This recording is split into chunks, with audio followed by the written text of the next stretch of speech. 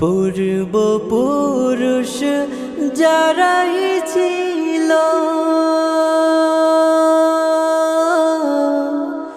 একে একে সব হারালো। পূর্বপুরুষ যারাই ছিল একে একে সব হারালো। তবুও কি তুই থাকবি বেহুশ? তবুও কি তুই